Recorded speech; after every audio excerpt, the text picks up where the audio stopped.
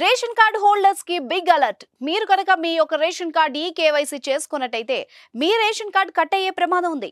వెంటనే తేరుకోండి. Ration card ఉన్న వాళ్ళు అందరూ రేషన్ కార్డ్ కేవైసీ చేసుకోవాలని అధికారులు స్పష్టం చేశారు. ఇప్పటికే రేషన్ కార్డ్ కేవైసీ గడువును చాలాసార్లు పొడిగించారు. రేషన్ కార్డ్ కేవైసీ చేసుకోవడానికి ఫిబ్రవరి 29 తుది గడువుగా విధించారు.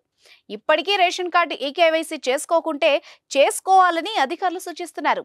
మీ బిజినెస్ విస్తరించాలనుకుంటున్నారా? మార్చి 16, 17 హైటెక్స్ లో ఫ్రాంచైజ్ ఇండియా బిగ్గెస్ట్ ఫ్రో ఎక్స్పో.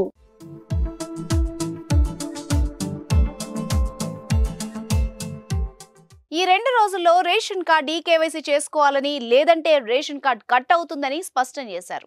తెలంగాణలో రేషన్ కార్డ్ కేవైసీ ప్రక్రియ 5 నెలలుగా కొనసాగుతోంది. రాష్ట్రంలో ఇప్పటివరకు 75% మంది రేషన్ కార్డ్ కేవైసీ చేసుకున్నారు. ఇంకా 25% మంది రేషన్ కార్డ్ కేవైసీ చేసుకోవాలి. వాళ్ళు ఈ 2 రోజుల్లోనే చేసేసుకోవాలి, లేదంటే వాళ్ళ రేషన్ కార్డ్ రద్దయ్యే అవకాశం ఉంది. బోగస్ రేషన్ కార్డులు తొలగించేందుకు ప్రభుత్వం రేషన్ కార్డ్ కేవైసీ తీసుకొచ్చింది. ఇందులో భాగంగా రేషన్ కార్డులో పేరున్న ప్రతి ఒక్కరూ కేవైసీ చేసుకోవాల్సి ఉంటుంది.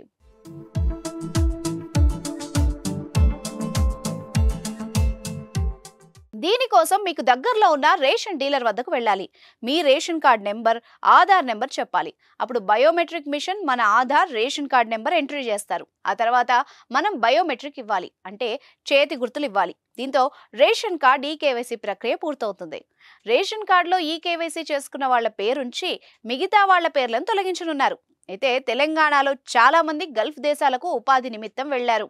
వాళ్ళు ఇండియాకు వచ్చి కేవైసీ చేసుకోవాలంటే సమయం పడుతుంది. వారి కోసం రేషన్ కార్డ్ కేవైసీ గడువు పెంచాలని కోరుతున్నారు. రేషన్ కార్డ్ కేవైసీ ప్రక్రియ పూర్తయితే కొత్త రేషన్ కార్డులు మంజూరు చేయాలని తెలంగాణ సర్కార్ భావిస్తోంది. ఇప్పటికే కొత్త రేషన్ కార్డుల కోసం లక్షల్లో దరఖాస్తులు వచ్చాయి.